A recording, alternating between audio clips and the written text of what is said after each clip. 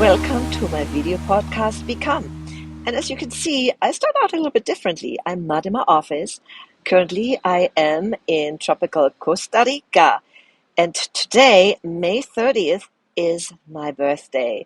So if you want to put some birthday wishes in the comments, of course, I would love to see them. Please feel free to do so. And I'm here for some challenging things myself. And as you know, the Become podcast is all about stories and instances of overcoming challenges. And today is no different. And I will share my story at a later podcast. But today's guest is Anne Moke. And she has a very, very inspiring story that she actually shared in my book, Become Empowered, Echoes of Grace and Strength. She is one of the contributing authors sharing her story. And the title of her chapter is Blind-Sided. And of course, it's a twist of words. She shares her story of losing her eyesight and how she dealt with that, and actually how this experience turned out to be a blessing. So, but without any further ado, let me introduce Anne Moke to you. It was a really, really stressful time, but I knew something was wrong with my vision. Welcome to the show. I am your host, Sabine Kvenberg. And today I have a very special guest. Let me get Anne on stage, and here she is. Welcome, Anne. Hi, Sabine. Thank you so much for having me here. I'm so excited to be here and speaking with you today. Yes, and I am too. You are one of my favorite people. You are just so compassionate and passionate about what you do. And having you as one of the contributing authors in Become Empowered, Echoes of Grace and Strength was very powerful because your story is so different. And I would like to talk about that a little bit on the show, but I also wanted to dig a little bit deeper about your background, what you do, where you live. So let's start about that because you are one of the international authors, not from the US. So where do you reside? I'm located just outside of Vancouver, BC in Canada, and I've grown up in Canada pretty much all my life. My parents immigrated here when I was 2 years old, and Yeah, where did they yeah, come from? my mom is from Hong Kong, and my dad is from Malaysia, but they met in Australia at school, and then they Oh, came here to Canada. yeah. Oh, that is a fun story by Mhm. itself, right? Mhm. Yes. So from two different countries meeting, even on another country, another continent, I think. Yes. And yeah, really, right? If you're thinking about that, um, so so tell me how did that happen? Do you are your parents still alive? No, unfortunately, they've both passed away. My mother had passed away very suddenly, at the Mhm. age of 58, and my dad passed away, just over about 5 years ago as well. So it's been tough because trying to find out family history and, watching my kids grow and trying to bring that connection in, because I can imagine how hard it was for them to come to Canada and build new roots and the struggles that they went through. So I'm appreciative of the life that I have here, for sure. Yes. Oh, Absolutely. I love what you just said, that you Hmm. appreciate the life that you have, Hmm. because yes, coming from a different culture so far, the Eastern versus Western culture is, Yes. of course, one big thing, and getting that history would be nice. And I can so relate to it. And see, I learned something new today. Yeah. Your Yeah. mom passed away at age 58. My Yes. mom passed away at age 59. Oh wow. And Wow. yeah, so it's hard, and Very hard. especially when you go yourself through a challenging situation and Hmm. time in your life, uh, that it can be so hard. which happened to me, and I know it happened to you as well. And there's just something about mom, right? That Yes. mom, and no matter how old you are, the mom is always the one that kind of comfort Yes. you. Yes. Yes. And that you realize how much you need. You really do. Yes. Yeah. Yeah. Yes. So talking about that, Mhm. yeah, comforting you, because you, and that's what you share in the book, really came through a very hard time in your Mhm. life, and a realization about something that you really don't have control over. You still Yeah. have control over the outcome, how you respond to it, which is Yes. so powerful, what you share in the story, but you don't have control over what's happening. So if you just want to take us back to the time that you realized something is going on with you, something changed, and you were not quite sure, but you knew deep in your heart that it is something that is very, or need a Yeah. strong heart Mhm. and action to actually move through it. So let me give you Right. the stage for that. Okay. So I've always had poor vision. Since I was 3 years old, I was wearing glasses, but, with my siblings, they always wore glasses too, so it was never really questioned. And when we immigrated to Canada, you know, my parents just went along with things, and I didn't know really any better. But, it was actually when my mom passed away, and, you realize life is short, and I decided to get laser eye surgery. So I went and got laser eye surgery, and I was like, "Wow, I can just see everything." Everything was beautiful. It was 3D. It was like an IMAX theater. The leaves were just gorgeous, but it was very, very short-lived. And very quickly, my vision began to deteriorate. So I started going to the eye doctor, and I kept saying, "I can't see what I know I'm supposed to see." I couldn't see the street uh, signs in front of me that I knew all too well and I was very familiar with, and I couldn't see those license plates in front of me. And there was a time where I was driving and there was a pedestrian just outside of my peripheral, and I couldn't see that that person was coming across a crosswalk until very quickly before that pedestrian was crossing. And I realized something is very, very wrong with my vision. I could see, but I can't see. And I became very, very anxious, and I would leave for work very early just to beat the rush hour traffic, and I would stay at work much later as well. So these were the things that were just going through my life at that time.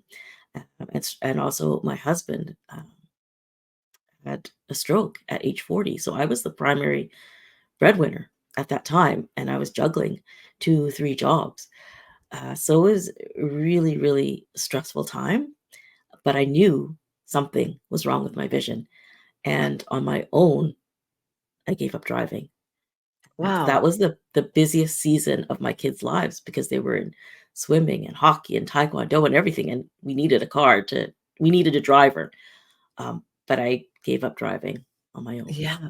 So that must be something so heartbreaking, from having a poor vision to getting the laser surgery, and all of a Yeah. sudden you can see everything so Yeah. beautifully, Yeah. and then realizing that was just short-lived, Yes. and losing something that is so precious, that by all means we take for granted, right? Mm. And then the other pressure that came on top of that is you were the only breadwinner. You Mm. worked 3 jobs. You had to drive the kids, and you couldn't do Mm. that anymore. So what went through your mind at that time, and how did you deal with that? Um, Losing that eyesight, cannot drive anymore. So what happened with your work? Work, I was working those 3 jobs, and one of them offered me a full-time position, and it was, um, like, the best pay that I'd ever had, the best salary that I'd ever had, benefits, everything, and I had to make a decision to leave one of the jobs, and that job, that they were not happy because they were losing someone that they really valued, but I Mhm. knew this was the right one, and the commute was much easier. I would the commute for one job was like 3 buses, whereas this one was, just a bus and a train, and the hours were much better, like, I just had to get up early, they were 7 to 3, so I could be home for my kids, and I didn't have to work, um, an extra job. I could just stick with one job. So that helped a lot, and I had to change my mindset when I take the bus. I go, "Here's my limo. Here's is coming. I'm getting ready on my limo." I love it, I love it. That's exactly what I meant earlier. It's like you cannot do anything about the circumstance that Yeah, is there, but you yeah, can do something about how you see it, yes, right? And yes. how you feel it. Say, "Hey, that's my limo. I That's my love limo. it." Here's my driver. He's coming on. Exactly, exactly. So, and you do tell in detail in the book how everything continued to deteriorate, Mhm. and I don't want to have you tell the whole story. Yeah, Obviously, please, listeners, yeah, buy the book. It's available on Amazon. Become Empowered: Echoes of Grace and Strength. And Anne's story is the second story in the book. And you gotta read it. It's so you laugh, you cry, you don't know. The emotions are very both sided.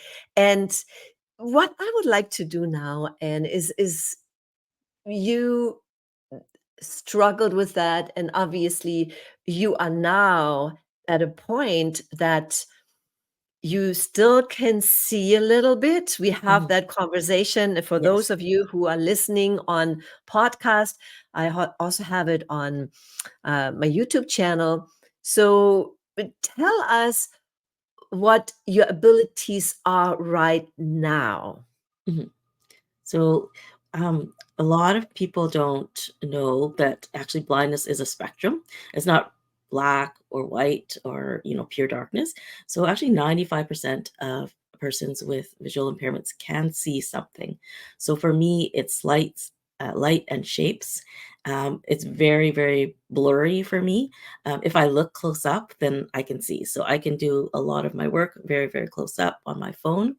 I don't watch TV. I can't see the details. And with my chronic illness and headaches, I can't follow and pay attention. And I get just really tired. Very light sensitive. And that's part of my inherited retinal disease is the light sensitive sight sensitivity because those cells at the back of my eyes are dying. So that is what my vision loss is. So it is progressive, but I do have usable vision, and that I use that as much as I can. Mhm. Yeah. And so, can you tell us what you did with this situation, with the diagnosis that you got, and that you slowly lost your vision?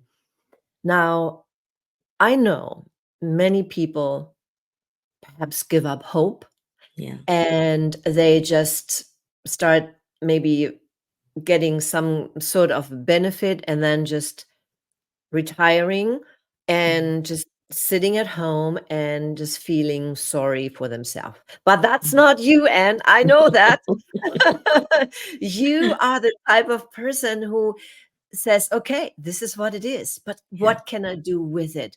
So tell us what you do now and how you used your situation to actually create something bigger and to the benefit of others.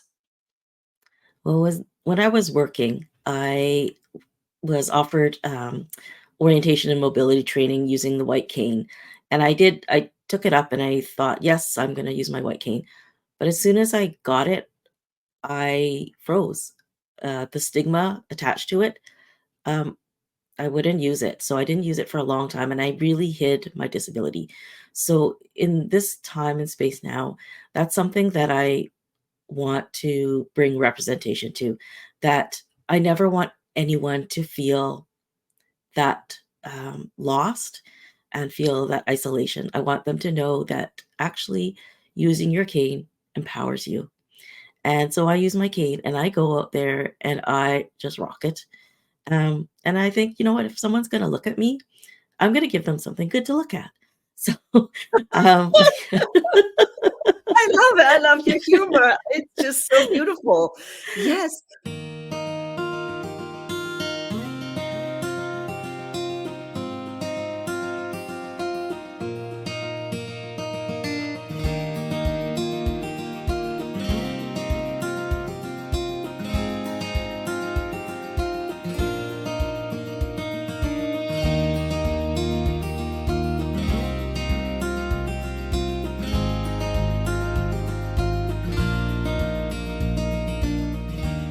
Sometimes we don't know how to interact with yeah, that person. I don't know if I don't interact with them, look away, that's not good.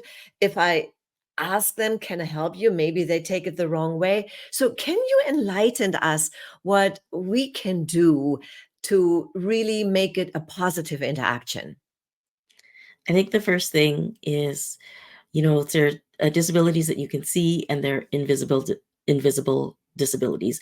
So number one is to just lead with kindness and see the person, not see the disability, and just talk to them how you would want to be talked to and interacted with. Um, and then if you would like to help, you can offer help, but then if they don't need help, that's okay. It's always it's I for me, I personally I appreciate it. But if I don't need help, I'm like, "Oh, no, I'm okay, thanks." But if if I need help, I'll take it. Um, Mhm.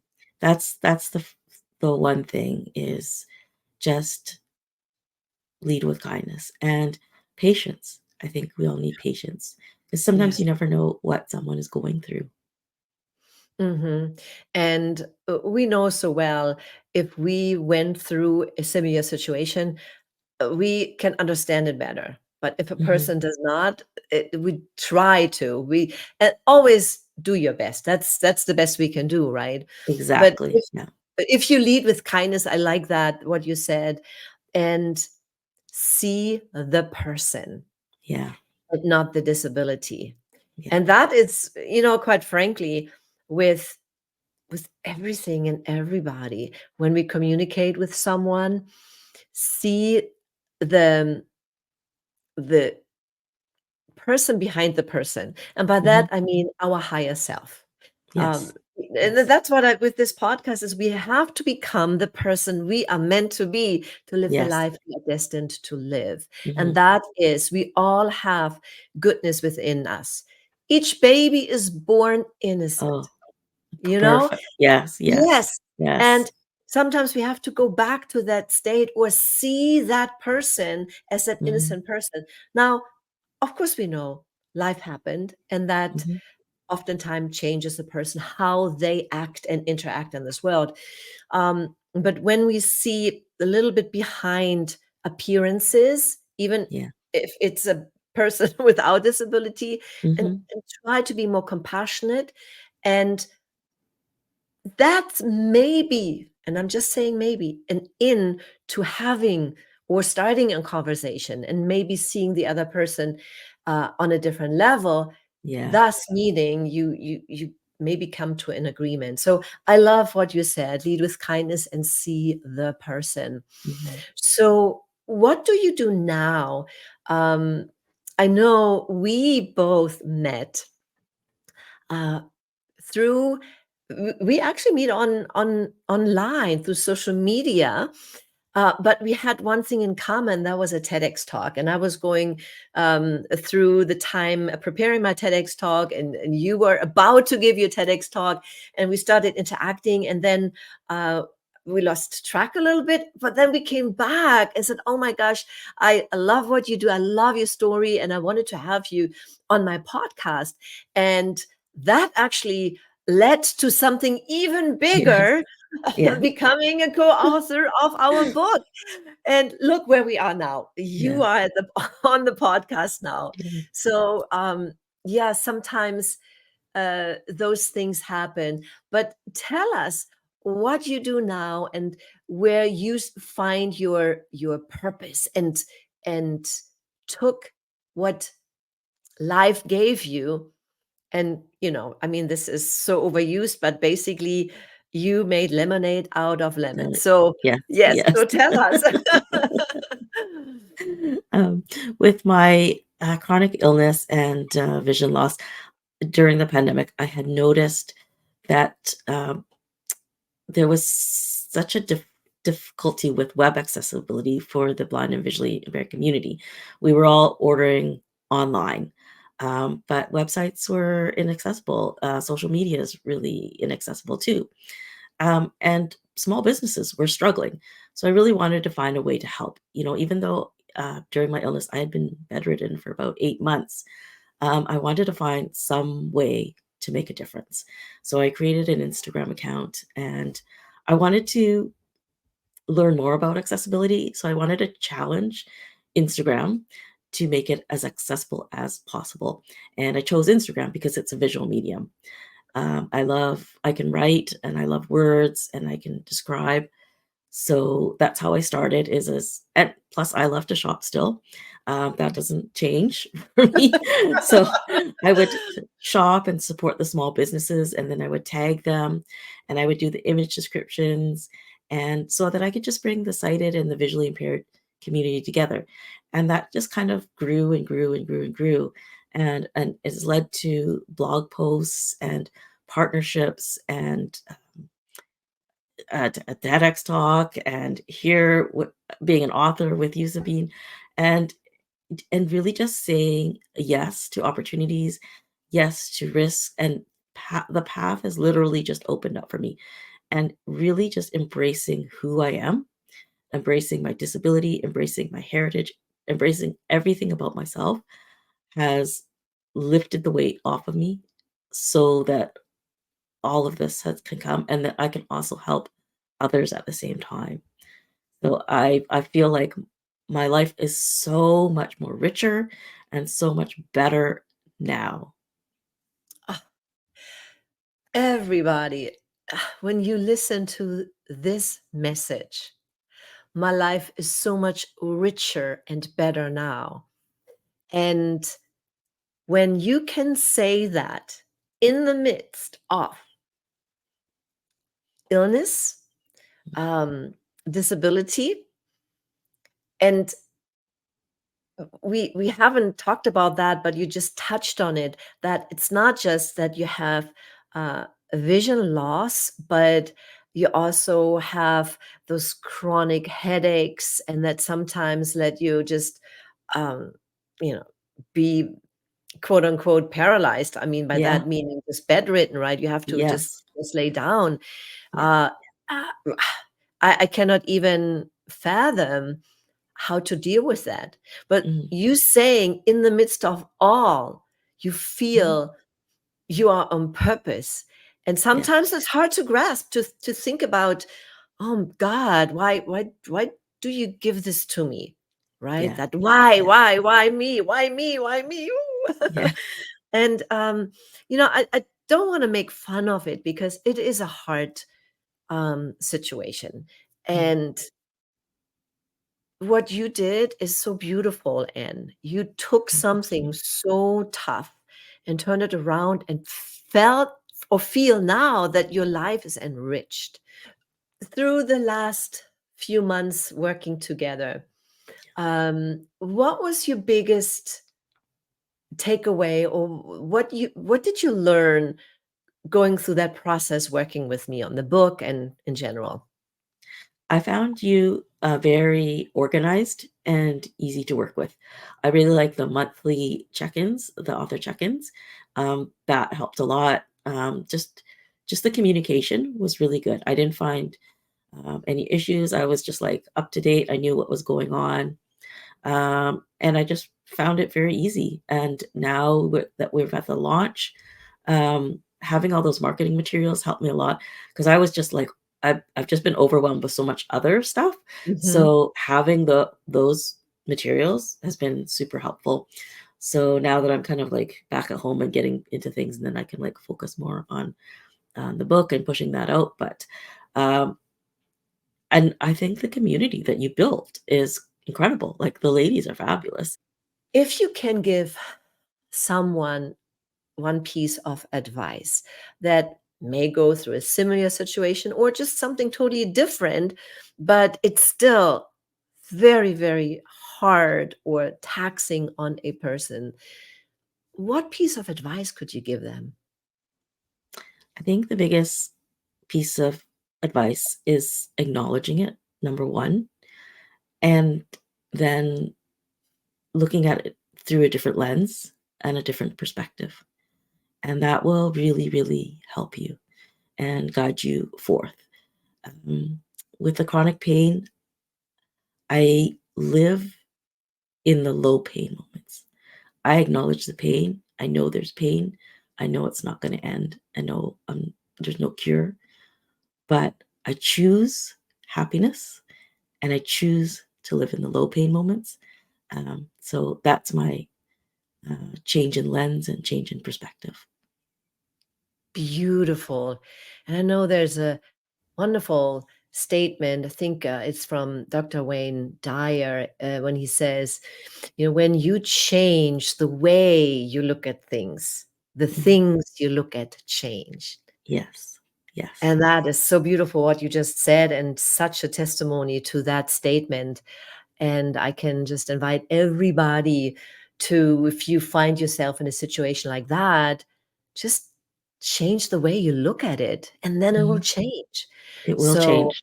yes, yes.